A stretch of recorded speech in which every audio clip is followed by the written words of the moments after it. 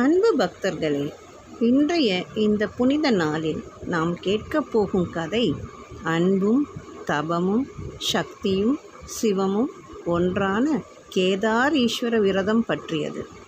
இது சாதாரண நோன்பு அல்ல, இது ஒரு தெய்வீக இணைப்பு.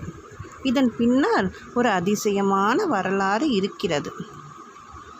காலம் காலமாக சிவபெருமான் சமாதியில் தபஸில் மூழ்கியிருந்தார்.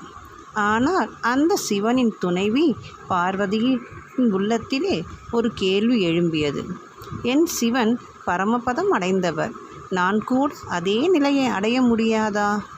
அந்த ஒரு சிந்தனையே உலகையே மாற்றும் வலிமை கொண்டது.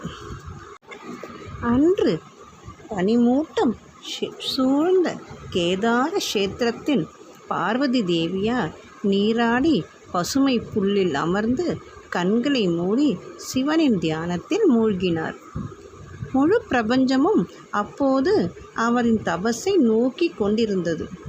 சூரியன் மெதுவாக அஸ்தமனமாக, சந்திரன் வெண்மையாக ஒளிர்ந்தான். பார்வதி தேவியின் மந்திரங்கள் அந்த மலைகளில் எதிரொலித்தது.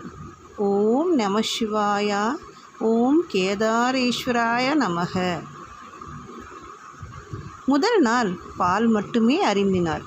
இரண்டாம் நாள் பழம், பின் நீர், அடுத்து காற்றை மட்டுமே சுவாசித்து தபஸில் இருந்தார். அவர் உடல் மெலிந்தாலும் ஆன்மா ஒளிர்ந்தது. அந்த ஒளி மலைகளை தாண்டி பரவி தெய்வங்கள் கூட வணங்கி நின்றனர். பிரம்மா, விஷ்ணு, தேவர்கள் அனைவரும் அந்த தபஸை கண்டு வியந்தனர். இப்படி ஒரு அன்பு, இப்படி ஒரு நம்பிக்கை, இதற்கு சிவனே பதில் சொல்ல வேண்டும் என்று கூறினார்கள்.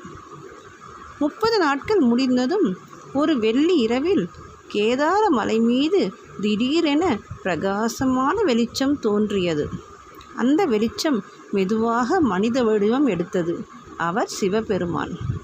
அந்த தருணத்தில் புயல் நின்றது, மலர்கள் மழையாக விழுந்தது.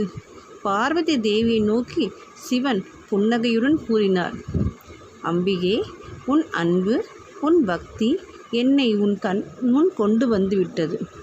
இனி நீயும் நானும் பிரிக்க முடியாத ஒன்றே. அந்த நொடியில் சிவனும் பார்வதியும் ஒன்று ஆனார்கள். அதற்குத்தான் அர்த்தநாரீஸ்வர ரூபம். ஒரு பக்கம் சிவன், மறுபக்கம் சக்தி. அது ஆண் பெண் வேறுபாட்டை கடந்து ஆன்மாவின் ஒற்றுமையை சொன்னது. இந்த நாளின் முக்கியத்துவம். இந்த நாளின் நினைவாக உலகமெங்கும் கேதாரீஸ்வர ஜெயந்தி கொண்டாட